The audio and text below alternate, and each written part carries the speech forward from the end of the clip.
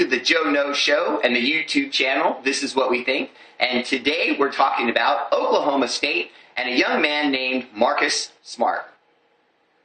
WTFITG? Who the fuck is that guy? First, before we start, shout out to those in Boston. I was real upset about what happened at the Boston Marathon, and so this clip is dedicated to them, and this is sound of people in Boston singing the National Star Spangled Banner last night at the Boston Bruins game.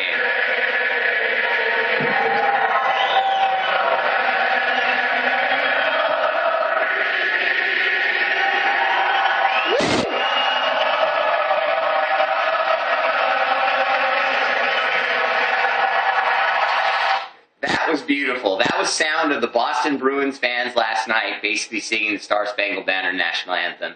And they were saying it to all the fans and those that were harmed at the Boston Marathon, and just showing love to them and us as Americans, bonding like we always do at tragic times like this. Not that we shouldn't do it all the time, but we especially do it when things like this happen.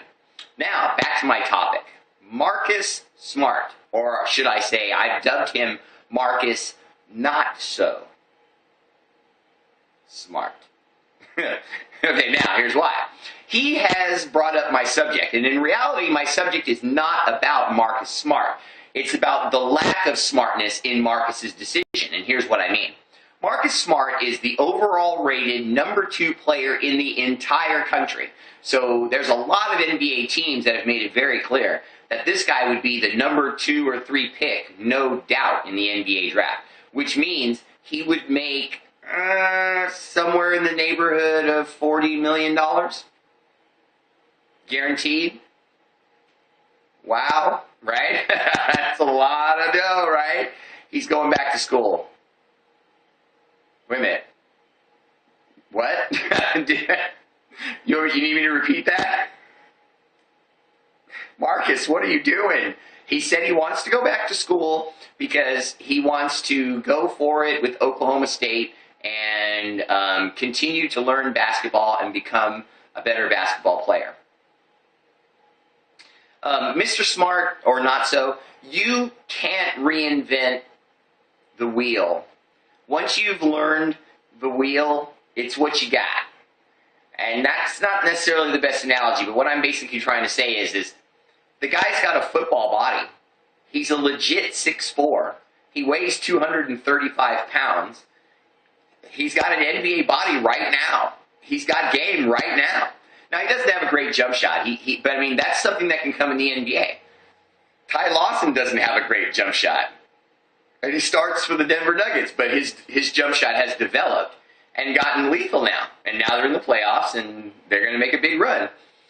You see, the point I'm getting at is that a lot of guys decide to go back to school, and in the old days, that was great because it didn't change your playoff position, or excuse me, your draft position.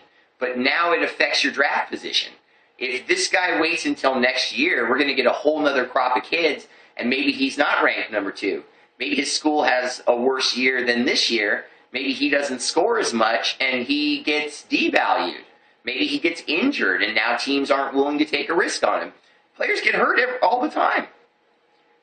This isn't a wise decision.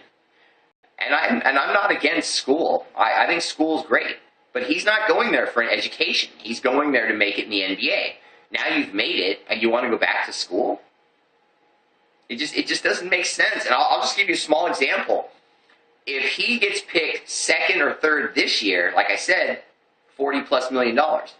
If he waits till next year and he goes down just 2 or 3 positions, he only makes 15 to 20 million. Now, yeah, I know that's a lot of money, but would you want to give up $10 or $15 million? I mean, just give it up? Maybe I'm greedy. All right, no maybe about it.